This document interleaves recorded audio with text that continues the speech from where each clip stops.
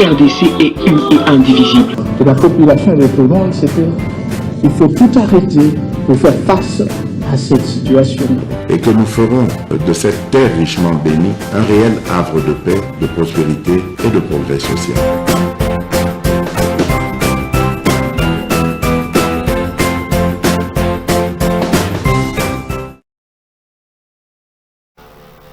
Merci de suivre MKBZ officiel.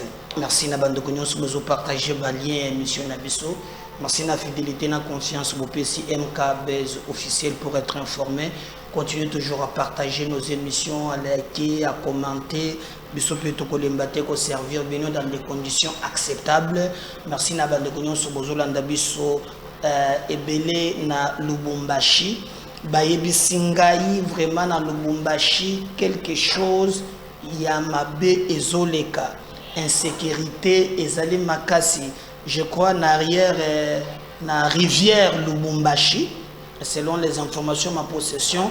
Ezana bande komoko bazo bimawana bazo kata batumemba maboko de ya même un pasteur qui a été attaqué. Ezala qui facilité na ba condition oyo batuso bazali ko déplorer donc et salier biso Passi et toujours senga vraiment bandeko oyo ba zali na ngambo wana baluka lolenge nini bakoki kobongisa makambo Jacques Kiambula insécurité na Lubumbashi et le makambo ya ba Jinafek et autres maintenant balobi na rivière Lubumbashi na simawana kuna insécurité eleki na zuba message ebele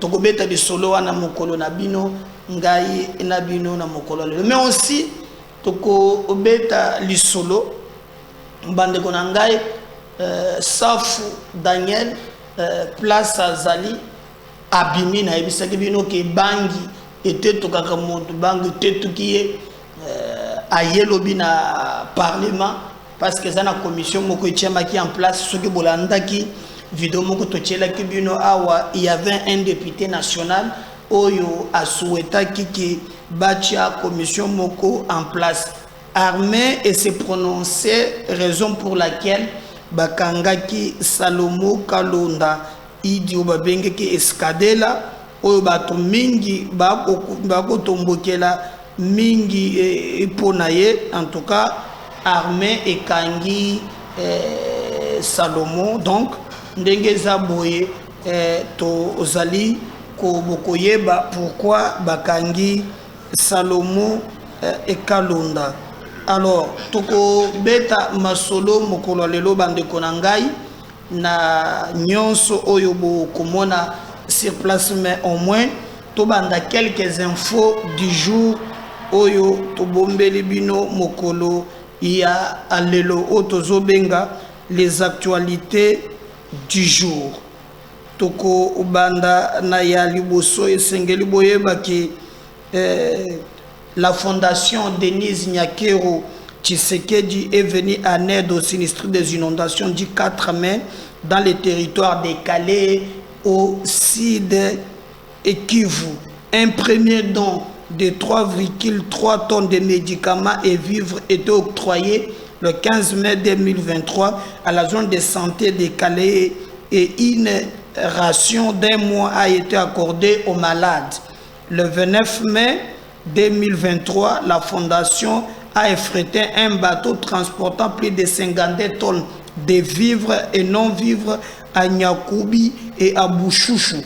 Donc, je crois que Ezali et Lokomoko Yakoloba qui intervient pour Salomo Kalonda Idi Escadela Tozali na Devos Kitoko Azali secrétaire général il y a décidé parti il y a Martin Fayulu Alobi Boy Salomo Kalonda conseiller spécial du président Moïse Katumbi est un homme pacifique victime innocente d'une mafia institutionnelle en quête de bouc émissaire pour légitimer la régénérescence des systèmes claniques et tribaux frappèrent gouvernant au mépris de la dignité humaine.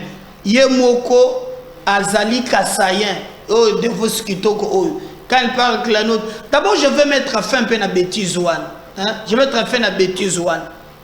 Nambo Kanabiso, ces débats qui reviennent à Bouzoba, il faut ekata. On nous parle entre autres naba institution. On parle de conseillers, on parle, mais il y a des Oyo qui n'ont rien à voir avec les conseillers. Tous les institutions, tous les institutions parlement. Le chambre de choses bicamérales. Tous les mbosso, azamutu yabang, tous les batu lukoe mutu ya Sud Kivu. Oyo azana Assemblée nationale, oyo azana Sénat. Aux parlement. C'est un faux débat. Et c'est toujours comme ça que c'est Katumbi qui les utilise. Et ça, même des professeurs des universités. Et là, Sony. Les langues Katumbi. Daniel Safou, après son audition à l'Assemblée nationale, mieux vaut être crucifié que crucifier la vérité. Djambo Tango Abimaki Lobi, Bokolanda, Pote Totala, Makambo, Ndengenini, Ezali Koleka. Joseph Kabila a dernièrement dépêché des émissaires dans plusieurs présidences africaines pour évoquer l'élection en 2023. Un activisme qui préoccupe les chancelleries occidentales, particulièrement Washington, qui a pris contact avec lui. De Kigali à Pretoria, le discrète manœuvre de Joseph Kabila, écrit le journal Africa Intelligence. Donc, Ndeto Fandi Boye, Kabila atindi ba émissaire naye pour ba kende kolobela makambu ya ba élection. Mais c'est contradictoire. Pour Kabila a boy processus. Kabila a pekisi ba tene ba kende ko s'enrôler. Kabila anjumaka cour constitutionnalité. Nzoka na cesse atindi ba émissaire naye ba kende ko tia songi. Et bali ba préoccupation wana ezali ko préoccuper Washington parce que Washington a eu langue na Kabila. Mais entre autres, Kabila tinda ki batu na Kigali, mais waneza légal. Je crois bolanda ki eloko na tilibino ya onana oyo ezola na chaîne na biso suivez cette émission, c'est très important to komaki ke Kigali complot Kabila King et l'autre là, suivez cette émission, vous allez comprendre le plan qu'avait cet homme pour le Congo. Mais comme cela ne suffisait pas, atindi ba émissaire naye vraiment poete bakende koluka kosala ba chobo ba biloko ba mike oya mesani kosala pona ko déstabiliser mboka na abiso. Azalaki na Kigali, azalaki na Boye, azalaki na Pretoria, hein, sans compter les Zimbabwe.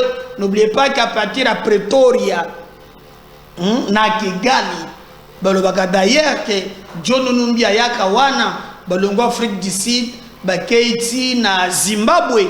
Alors nous nous posons la question, au boye que batoba s'enrôler, batoba zu carte d'électeur te, au boyi seni oyaka dima, ozotinda nanga mikolo nyos a racontaka bêtise na ba média.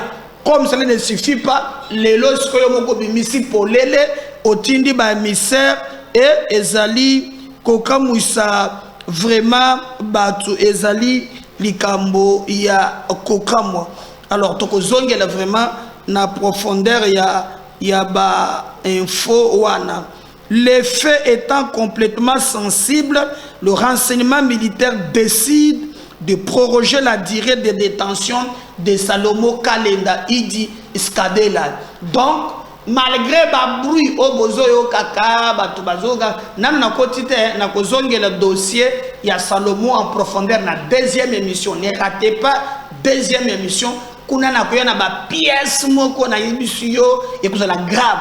Deuxième émission pour rater en côté na koya maintenant développer pièce contre pièce na o etali Salomo Kalonda mais bo reteni que akolongwa te na demiap ya lobi ba élément bazui et pas les sensibles. Alors pour na yango bakoki kotika yete akozala bewanda kaka si bako réunir ba élément nyonso na disposition na ye nde bako kamata yango bako tinda yango na juge naturel na ye pour bato bazolo le camp ya procédure.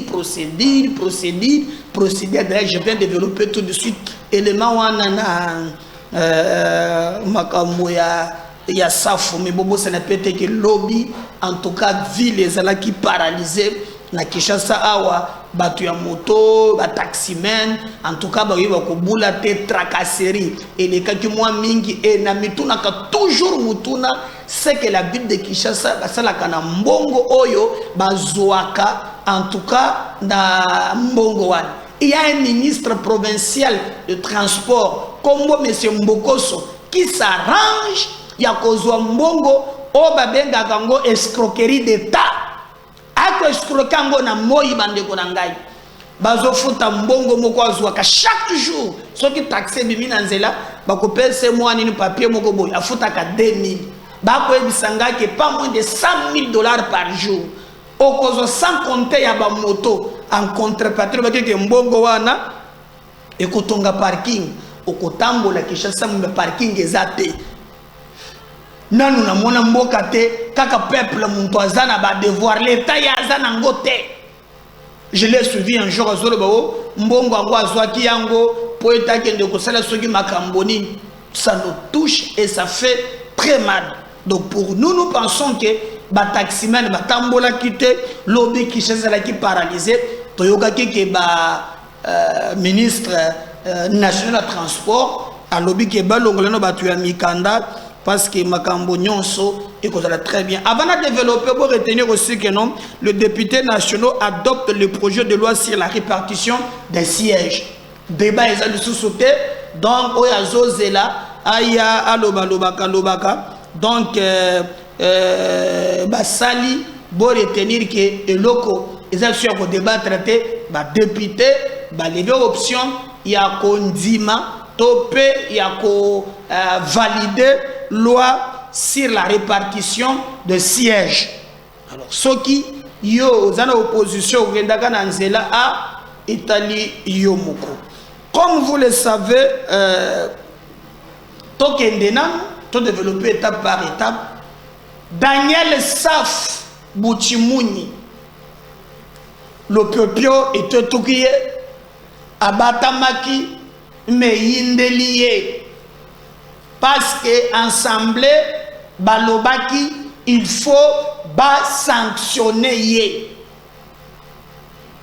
Mais il y a confusion beaucoup salam. Parce que bakanga ka député soki flagrance zo salim. Soki flagrance ezali nde bayaka bakangi député. Soit bako kanga député au cas où bâtir une commission wana ayé à son tour balobi non pote baloka moyen ya kolongola ba humilité. Alors ce qui est militaire longwe dans ce cas là mbala moko bakoki kolongola ye ses immunités. Bureau ekoya nango na niveau ya plénière et c'est ma plénière et conduima ok bolongole ba immunité pour être asamba. Mais ce qui flagrant ces ali bakozela te baluka moyen ya balongole ba immunité. C'était le cas oyo ces immunités moyen basala yango ezate. Tango safu asala mukebai ya kimi akeko bata mananganda jamba. Alors kuna afandi kuna aumeli na nyonso ya sali eloko salami ezate. Mais tango makambo ya commission botela ye lobby abiminga ngajamba ya assemblée parce que balingaki basela ba auditionner. Si je parle le même langage na Dondi regardez ce qui s'est passé au niveau de l'Assemblée nationale. On va revenir juste après. Vaut mieux être crucifié que de crucifier la vérité. C'est tout. C'est Maloula qui le dit. Vaut mieux être crucifié que de crucifier la vérité. Non, non, je parle. Journaliste, c'est moi qui garde pas. Vaut mieux être crucifié que de crucifier la vérité. C'est tout. C'est Maloula qui le dit. Vaut mieux être crucifié que de crucifier la vérité. Non, non, je parle. Journaliste, c'est moi qui garde pas. Vaut mieux être crucifié que de crucifier la vérité. C'est tout. C'est Maloula qui le dit. Vaut mieux être crucifié que de crucifier la vérité. Non, non, je parle. Journaliste, c'est moi qui garde pas. Vaut mieux être crucifié que de crucifier la vérité. C'est tout. C'est Maloula qui le dit. Vaut mieux être crucifié que de crucifier la vérité. Non, non, je parle. Journaliste, c'est moi qui garde pas. Vaut mieux être crucifié que de crucifier la vérité. C'est tout. C'est Maloula qui le dit. Vaut mieux être crucifié que de crucifier la vérité. Non, non, je parle. Journaliste, c'est moi qui garde pas. Vaut mieux être crucifié que de crucifier la vérité. C'est tout. C'est Maloula qui le dit. Vaut mieux être crucifié que de crucifier la vérité. Non, non, je parle. Journaliste, c'est moi qui garde pas.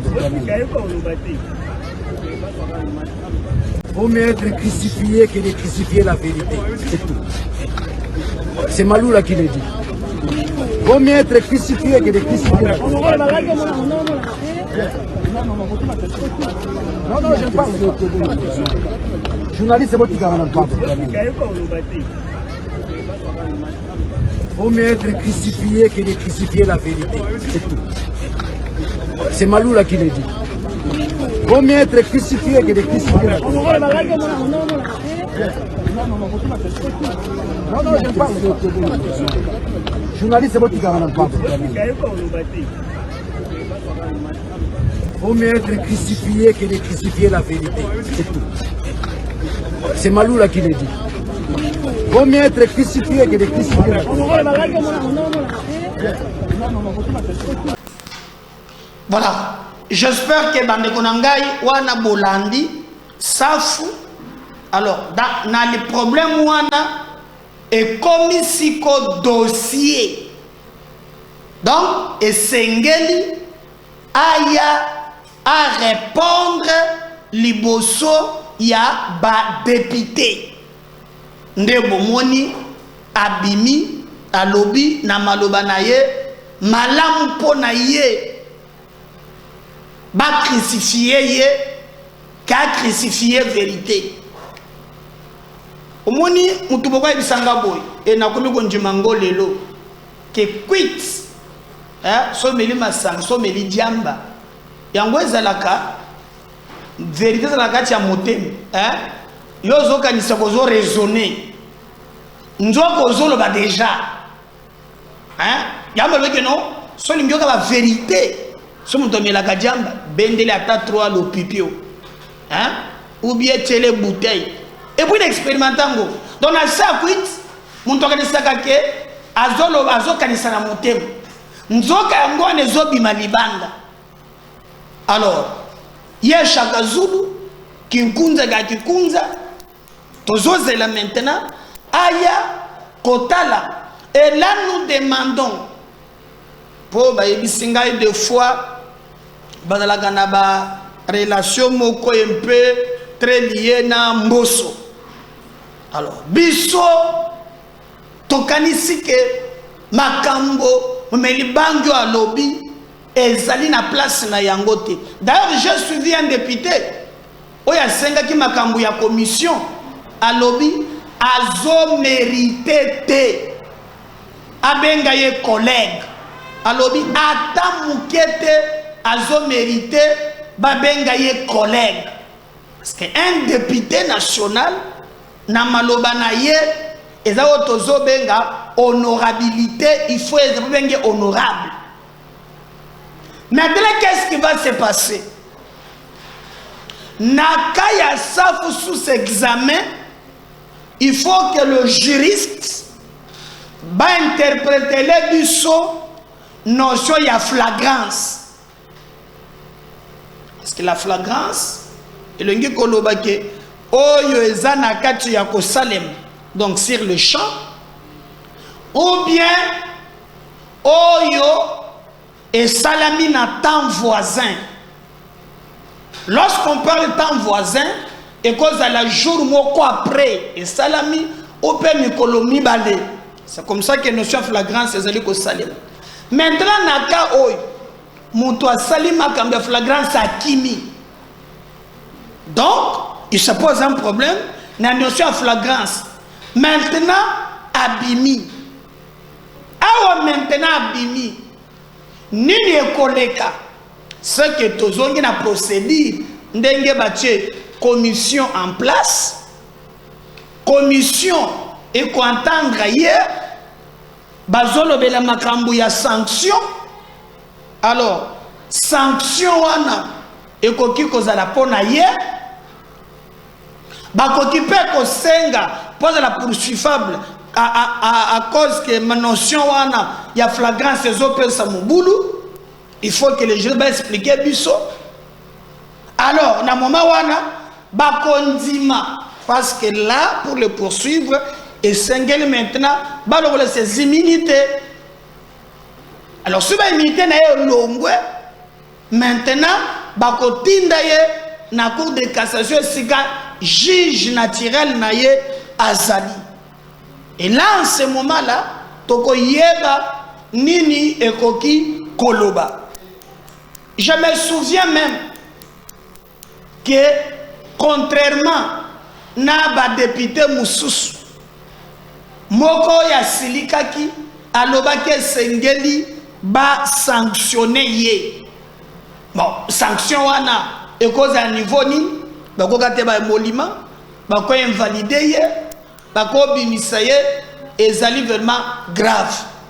Mais au moment que ya azali banda Mukebai azali na boloko bazozela d'ailleurs que ba confirmer ndenge nini akoya kosamba l'Assemblée nationale ekozwa ba décision sur mutu oyo et moi je pense que ça soni yakobenga ye député national soni penza yakobenga ye député national. Un député national azali vraiment image exacte ya ba électeur ba oyo ba vota ye. Mais contrairement na autres oyoka o eza soni makasi. Soni makasi. Commission ba pesi yango 10 jours. Je sais c'est 12 ou 14. Mais nous allons revenir pour ba sort nini bazali ko réserver les. Mais na vidéo mon connaît auquel Eliezer à lobby ndenge pe commission et tiami sur place ata ba député ango ya parti séparatiste ya Katumbi baza projeté ya kokotela ye batroso ba lobby a bisoto kokokate kokota lisusu na makambo wana pambate ezali makambo ya soni.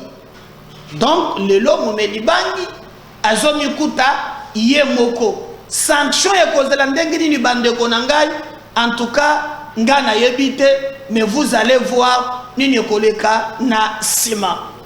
Mais n'oubliez pas aussi que ba député ba vota ki loi na répartition ya siège et les cas qui na niveau ya assemblée nationale si je parle le même langage et que élément wana ezali prêt toko kende na régie total la nini et les cas qui na hémicycle lobby et nous allons vraiment revenir pour na quota la émission na biso mokolo ya lelo parce que selon ba élément autres ali obstacle tigala qui a souka ezalaki loi sur la répartition des sièges yango pe ko fongola nzela po ete tokende na lombango kotala makambo ndenge nini ba député ba ko voter loi et que bato bakende kotika o ba bengi depuis ba candidature na bango parce que seni azali ko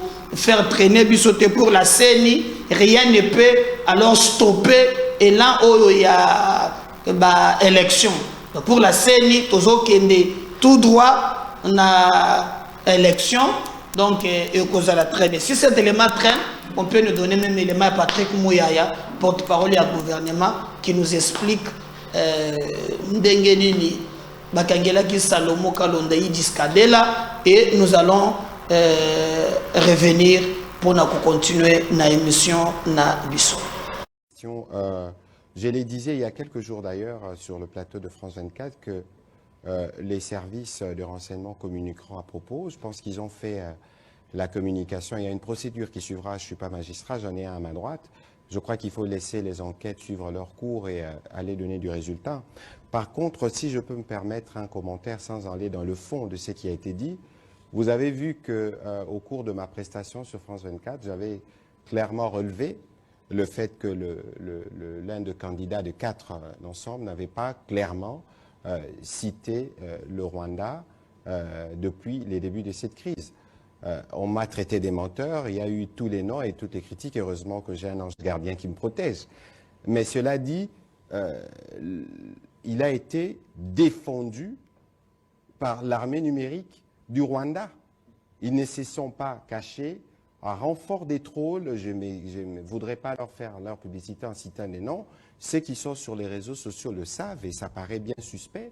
Dans un contexte où nous sommes tous en train de nous battre pour mettre fin à la guerre d'agression, que lorsque j'attire l'attention de quelqu'un qui se présente comme un candidat, donc potentiel président de la République, qui doit avoir une stratégie claire, d'abord dans la compréhension du problème. On n'est pas agressé par les M23. Je n'ai pas besoin de connaître le droit international pour savoir que c'est un pays qui peut agresser un autre, pas un groupe armé. Lorsqu'on fait cette analyse, c'est pour vous permettre justement d'avoir une vision plus précise et de bien expliciter votre pensée sur votre stratégie pour amener la paix à l'est du pays. Ce n'est pas vous offrir un prétexte pour montrer qu'en réalité, vous êtes excellent dans les insultes et vous faites appuyer par l'armada de ceux qui combattent la RDC. Ça pose évidemment des questions. On attendra les résultats de l'enquête. Il n'est pas de bon droit pour nous, gouvernement, de commenter cela. Je l'ai disais il y a quelques jours d'ailleurs sur le plateau de France 24 que les services de renseignement communiqueront à propos. Je pense qu'ils ont fait la communication. Il y a une procédure qui suivra. Je ne suis pas magistrat, j'en ai un à ma droite. Je crois qu'il faut laisser les enquêtes suivre leur cours et aller donner du résultat. Par contre, si je peux me permettre un commentaire sans aller dans le fond de ce qui a été dit, vous avez vu qu'au cours de ma prestation sur France 24, j'avais clairement relevé le fait que l'un des candidats de 4 d'ensemble n'avait pas clairement cité le Rwanda depuis les débuts de cette crise. On m'a traité des menteurs, il y a eu tous les noms et toutes les critiques. Heureusement que j'ai un ange gardien qui me protège. Mais cela dit, il a été défendu par l'armée numérique du Rwanda. Ils ne se sont pas cachés à renfort des trolls. Je ne voudrais pas leur faire leur publicité en citant les noms. Ceux qui sont sur les réseaux sociaux le savent et ça paraît bien suspect. Dans un contexte où nous sommes tous en train de nous battre pour mettre fin à la guerre d'agression, que lorsque j'attire l'attention de quelqu'un qui se présente comme un candidat, donc potentiel président de la République, qui doit avoir une stratégie claire, d'abord dans la compréhension du problème.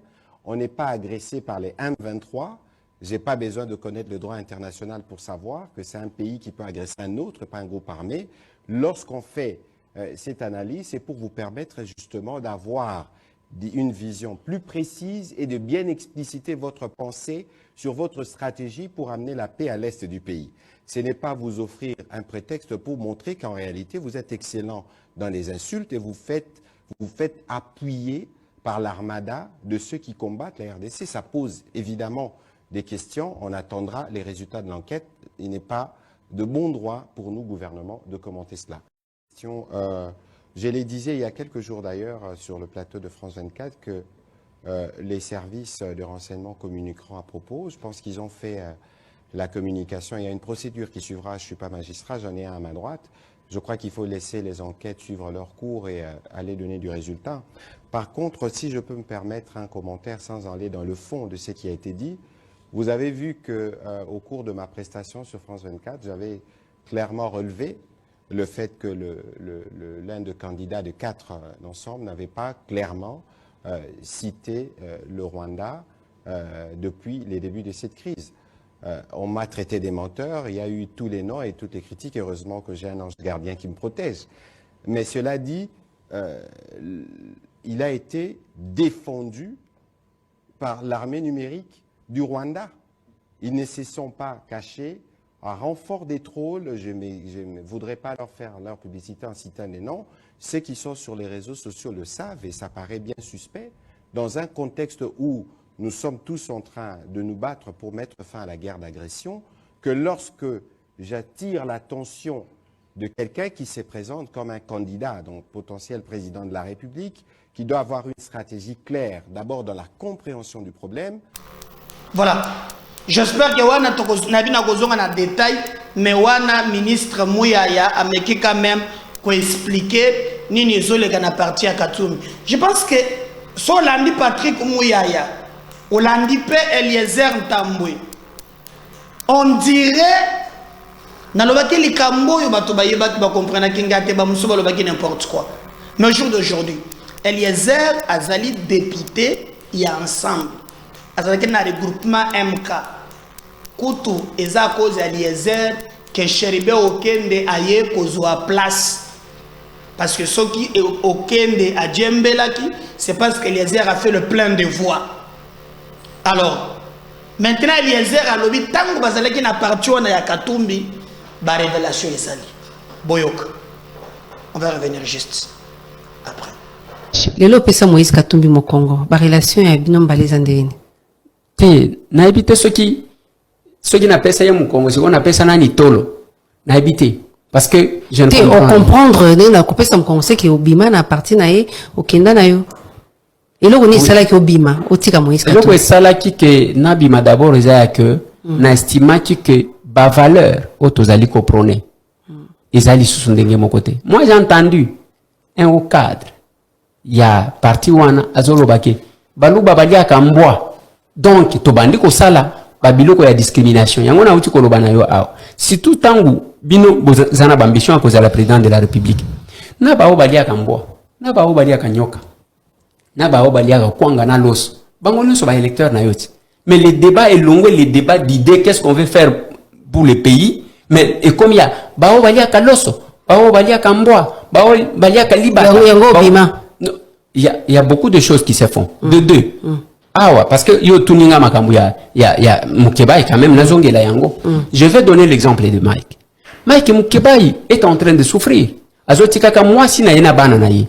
Bakangi Mike je crois 18h30 ou à 19h. Jusqu'à ce que Mike a été en prison. Aucune déclaration pour Mike. Mais Bazeli bango ceux qui va empêcher bango pour Québec et le Congo central, c'est tous les médias qui empêcher biso, empêcher biso. Pourquoi ces deux poids deux mesures là? Donc biso tozaba touté, beaucoup tu ko défendre, biso tozaba mbolombolo na bino, biso tozana makilana maïté, Mike Mukebai arrêté, envoyé en prison parce que ngai en tout cas oh Mike alobaki jusque là ngana ibi loko bazo reprocher était parce que nana yoki angoté. Même Daniel Saf oyo angwatena ki ba propos contre Baluba. Lelo basali commission d'Assemblée nationale. Je n'ai pas senti la solidarité, même pas il y a député moko ensemble les cocotés la Daniel. Il est aujourd'hui lui-même face à Banen. Siko yebisangai. Vous vous sentez biso tango tozali ko sala journalisme engagé. Tozaki ko sangane pa nangai. Mi colonios de fois toki pas Mike ainsi de suite. Donc comment on a que place tozalaki Et ça là qui il y a que ce qui est humain que sont nyonso. Donc il y a on est ça qui obima. La solidarité. Mais bango siko komona, ce sont les mêmes personnes, même ba oh balobi, nous avons démissionné. Les losi y a l'enjeu, il y a que batinda batu mission na gouvernement. Kaka bango. Donc biso toya koti kabino de quelles sont les valeurs que nous prenons? Biso tolobi, nous avons une vision, il y a pouvoir de l'amour à la place de l'amour du pouvoir. Et nous sommes les capables. Tozo présenter ba Congolais, tolobi, ceux qui tolobi bokolia, bison de tokolia sabino, tozo sala bilang. Mais eux font quoi? Moi j'estime que il y a cette histoire-là, et ça y a ko pesa mutu mu Congo, te ko pesa mutu to. Donc ce qui les en politique, il y a toujours possibilité qu'un jour que nous puissions nous retrouver. Mais j'estime que nous devons baser notre lutte, notre démarche sur les valeurs. Donc le ce que besoin de Moïse Katumbi besoin gâté. Naza président, il y a Action commune pour la République. Moïse Katumbi Tchap, Aza président, il y a Ensemble pour la République. Tous les collègues, tu peux vendre un jour, tu solo en tant que président, il va partir. Nous avons la deuxième émission pour nous approfondir. N'oubliez pas de vous abonner, de partager le lien. À tout à l'heure. Bye.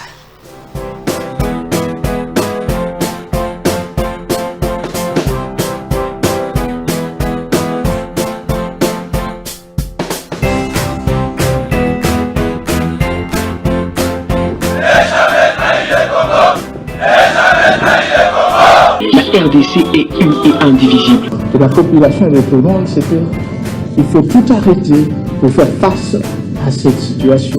Et que nous ferons de cette terre richement bénie un réel havre de paix, de prospérité et de progrès social.